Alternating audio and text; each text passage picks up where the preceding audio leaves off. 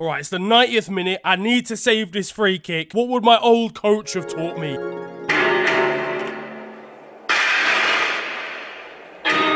Alright, I guess that's what I've got to do.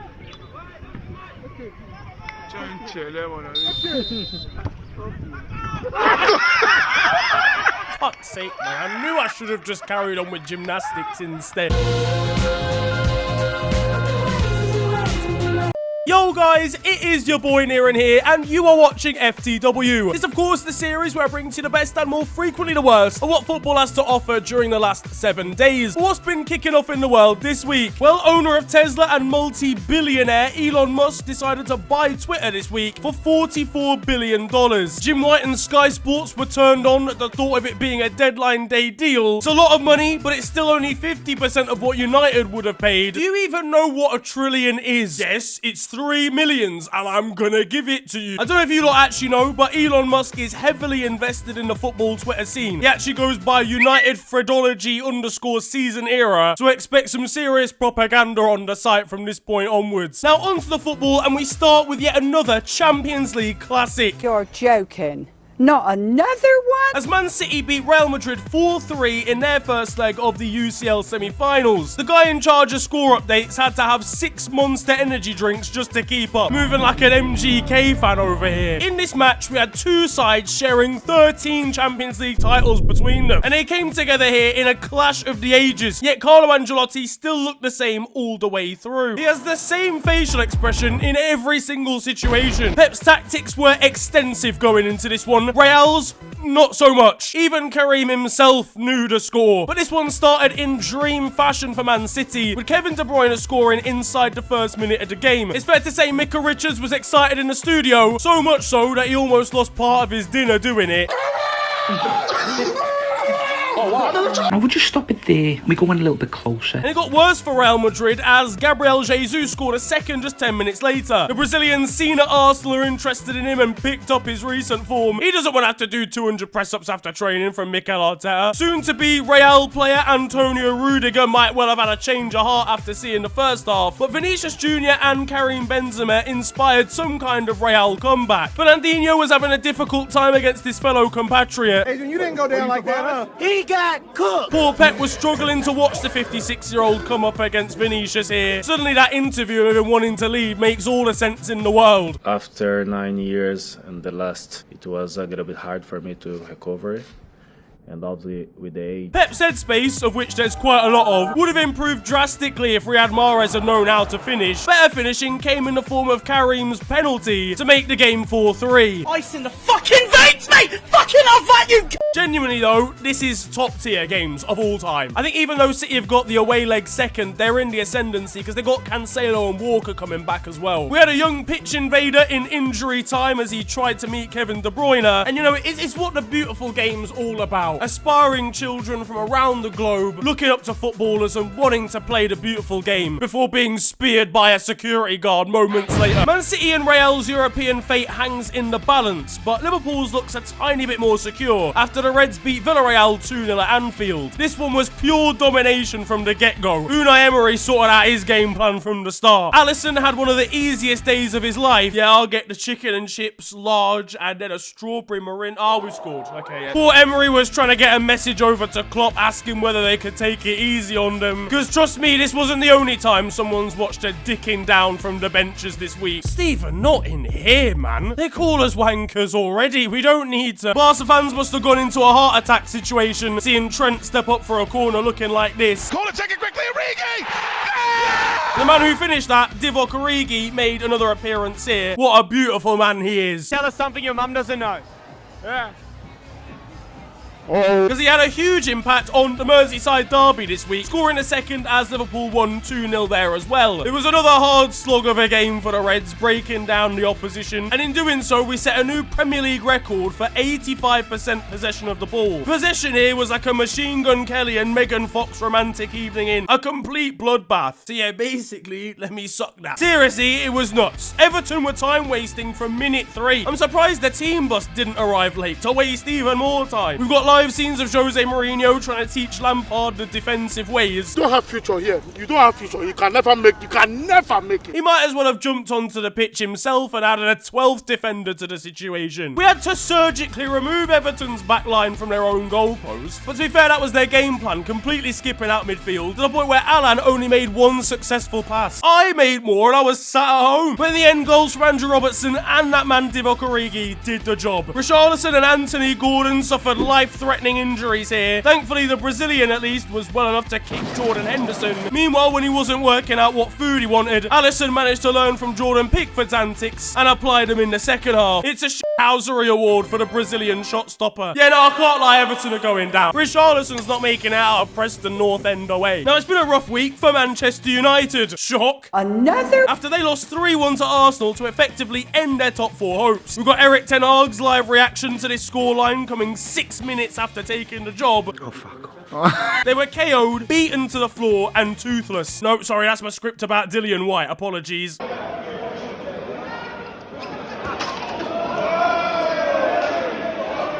We've got an Arsenal fan here wearing a shirt saying, thank God he's not a United fan. Do you know how bad that is? And how much it probably costs to print that? Because that's quite expensive thinking. But I wouldn't be playing every game for Manchester United in the starting 11 if I'd been playing bad every game or not playing well enough. There's a reason why both managers have put me in the starting 11 every game. Oh wait, I'm allowed to drop him? Let me put you on the bench, bro. Dropping Harry Maguire still didn't help United's defensive problems here, as Tejes and Varane provided similar capabilities. Harry himself had to pretend he was upset seeing everyone else make the mistakes this week. But the toughest thing to defend for Varane here was probably Bruno Fernandes. He missed a penalty as well, so he doesn't even have that going for him anymore. Aaron Ramsdale made sure to celebrate his miss in front of him, having gone the wrong way and not even got close to it. But Bukayo Saka scored a penalty of his own in this game, though not without Scott McTominay trying to distract him. That's probably the most disruptive play that he's made so far this season. And elsewhere, his United teammates were struggling with the simple concept of marking.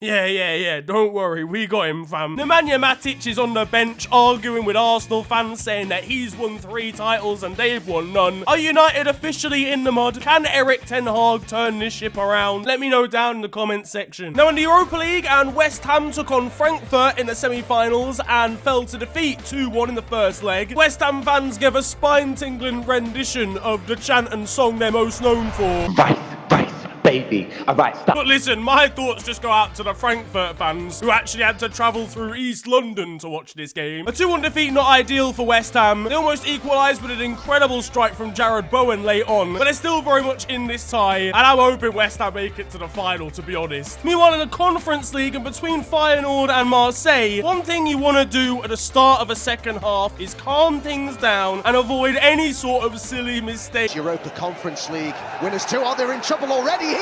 Oh my word, this is an incredible start to the second half. You are just a fool. Now the world of football was thrown into confusion this week after the announcement of agent Mino Raiola's death, only for him to tweet that he's alive 30 minutes later. Long time no see.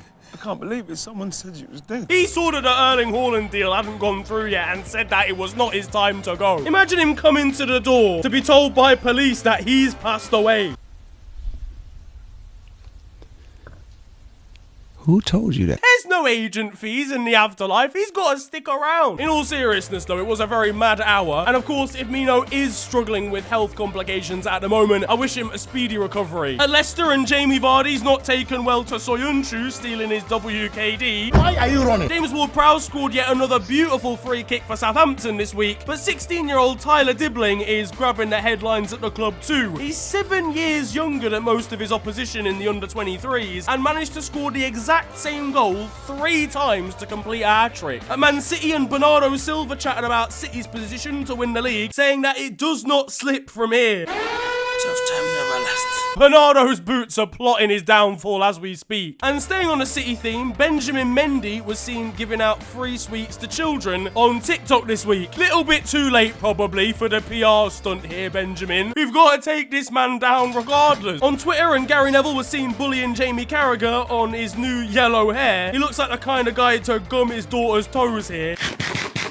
Some wholesome stuff though over at Brentford, where after their draw with his former side, Christian Eriksen stopped to sign the shirt of a young Tottenham fan in the crowd. It's clear to see that he's so loved by the Premier League community, and it really is great to have him back playing here. Now, over in Germany, and Bayern Munich won their 10th Bundesliga in a row. It's a mad feat. No, Paul, not those times. The beers were flowing inside the ref, seemingly, as he acknowledged that he'd made a mistake and not giving Jude Bellingham a penalty against Dortmund. Match fixed. But no, obviously, shouts to Bayern. This is an incredible achievement. But the rest of the league are basically getting an appearance fee just to be there at this point. Bayern defender Luca Hernandez has a new look here. No! Serge Gnabry must have been confused sitting in the waiting chair at the barber's. He copied my whole fucking flow! Oh, word for word, bar for bar! And over at Borussia Dortmund, Erling Haaland and Jude Bellingham were discussing English football when they got onto the topic of Troy Deeney. No. Big Troy Deeney up front. Brexit. There were similar scenes to Bayern's dominance in France, where PSG cruised to the Ligue 1 title this week. In fairness, the title was reclaimed from Lille after last season's heroics though. Their ultras celebrated outside of the stadium because they hate their ownership, players, coaches, ground staff. The players celebrated in the changing rooms as well, but PSG winning the league, this is what they should do. That's his job. Still not enough to stop Maurizio Pochettino from ending up back at Job Centre, but it just didn't feel like much of an even playing ground this season, when the other French teams are coming together in meetings to work out if they can afford new players. I mean, I ain't got that sort of money. I'm not paying 13 quid. Now, PSG need a new gaffer. They've got not only boss material, but president material, apparently, in Kylian Mbappe. All right, now hear me out here. He earned 10 votes from the village of Talagny in the French presidential election most recently. Fun it, man. He could do a job. All right, the education sector is really struggling this year. What are the plans in motion here, Mr. Mbappe? You can't just cross your arms. PSG's women's side conceded a comical goal in the Champions League semi-finals this week. To work room for the opening, it's well defended by Dudek. Oh, almost. Botikova doesn't know what to do here. Oh, and it's in. I mean, to be fair, Karim Benzema scored this goal 3 times this season. Meanwhile, some Etienne fans have got a new banner for their relegation-threatened side, saying you'll never walk alone, but unfortunately, you need to run in this game. Other very interesting scenes in France included Amazon Prime miking up a referee for the first time. Yes, go on your line, please. He's playing the ball. Not only the ball, go on your line. Imagine this happening in England. Yeah, look, I'm gonna need you to calm down here.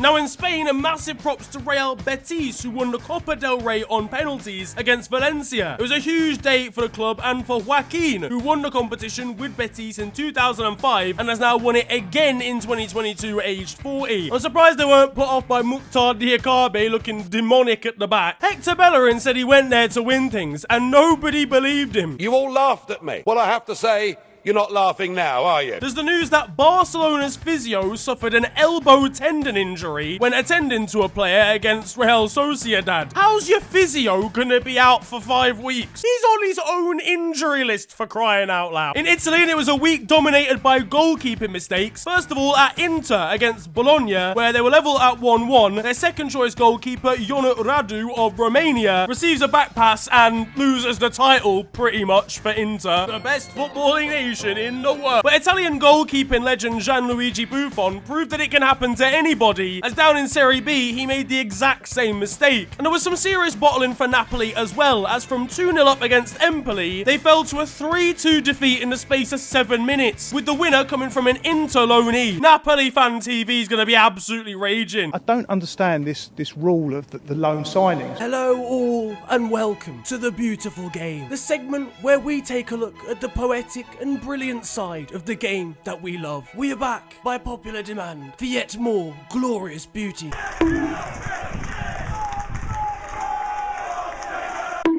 And that concludes The Beautiful Game. Closer to home, and Nottingham Forest manager Steve Cooper looked as if he was about to absolutely clap a police officer here. Yeah, nah, mate, you're coming with the sunshine. In League 2, and Barrow managed to score directly from a throw-in.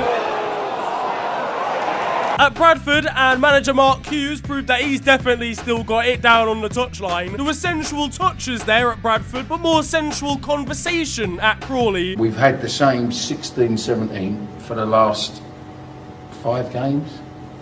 Hutch has played in more positions and you know, than what he would get if he was in a porn film. Meanwhile, down in the 6th tier, and Hemel Hempstead scored one of the most outrageous own goals you're going to see this season against Slough. Now, from own goals to great goals, as we move on to our goals of the week. First of all, over in Argentina and for Sarmiento, in technical terms, we've got a shed slapper of a strike here. But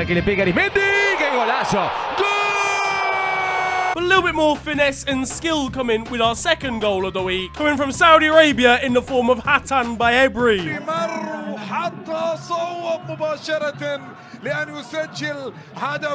There's a beautiful story coming out of the Netherlands where RKC are facing FC Groningen in their next game, donning a shirt that's got the design of a kid's drawing on it to help raise money for charity. Over in Turkey, and Fabrizio Baiano for Risersport was sent off within 35 seconds of their most recent league game. Did the guy find out his wife had been cheating on him that day, or? And staying in Turkey, there's the crazy story of Göztepe, who I butchered the name of and are fighting against relegation. They scored directly from a drop ball that had been caused by an injury, which obviously goes against fair play. After about 5-6 minutes of discussion, they had to let the opposition score, which ultimately pretty much cemented their relegation from the league. In Brazil, and we've got a footballing security dog taking his job a little bit too literally here. Vai levar pra casa! É o craque do jogo! And staying in Brazil, we've got the greatest pitch invader of all time. Not running on the pitch to meet some of his favourite footballers. No, running on to show the goalkeeper what he should actually be doing. Up in Scotland, and Charlie Adam might have provided the worst dive of 2022. Meanwhile, in Colombia, and one player saw that energy and used it to try and stop a corner. Unfortunately, giving away a penalty for handball in the process. In Bulgaria now, and even when the goal is at your mercy, you've got to take the pitch condition into consideration. One football fan stumbled upon Anna Markovic, a women's player who he seems to find attractive. He asked what league she was in and got a reply he probably should have been expecting. In Saudi Arabia, and we've got someone taking Jordan Pickford's tactics to a whole next level.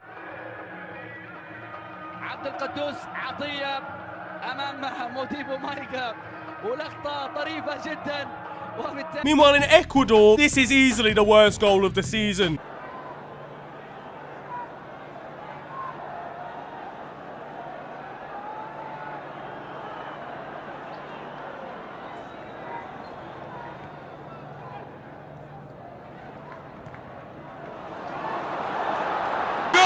Now though, it's time for the moment you've all been waiting for, because over in Romania, this is a nation that's known for its counter-attacking football and its complete lack of desire to defend. So we have a clip here of two men bursting through on the opposition's goal with no defenders back at all. All you've got to do is play it across. Yeah, no, we might have to take the This Week license off them. Now introducing Montenegro this week over in the Canadian Premier League, and I don't know how this mascot has pulled that off in this outfit. 36 minutes in, and we will get our second goal. In Ethiopia, and you've got to feel sorry for this goalkeeper here. South America's very own corner taken quickly instance occurred this week, but without the need for a second player to finish it off. Got a great example of pinball going on in Belarus.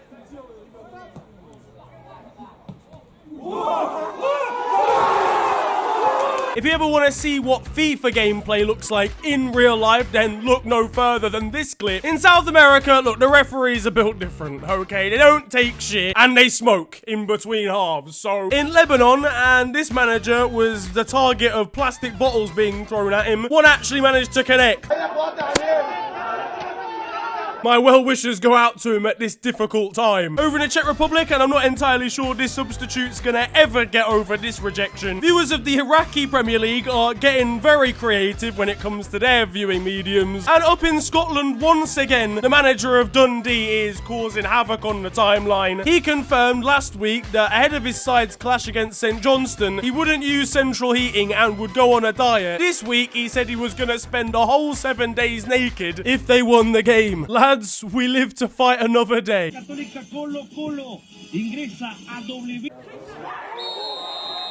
that it's time for Still 0-0, and you guys know the score by now, this is the segment of the show where I bring to you the best of Sunday League and amateur football. And this time, we're heading all the way over to Africa. When it comes to Sunday League grounds, you've always got to expect the unexpected.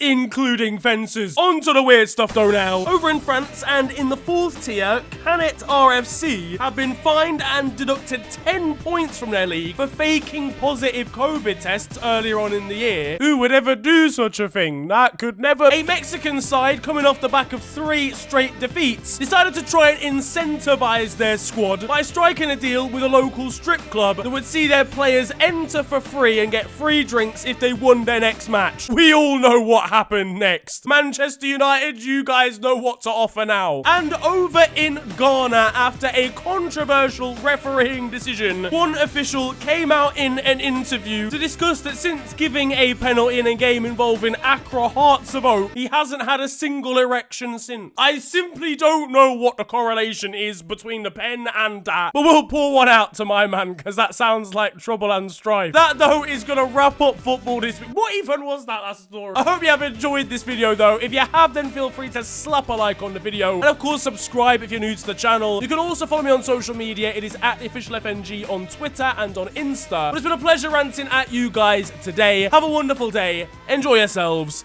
and goodbye.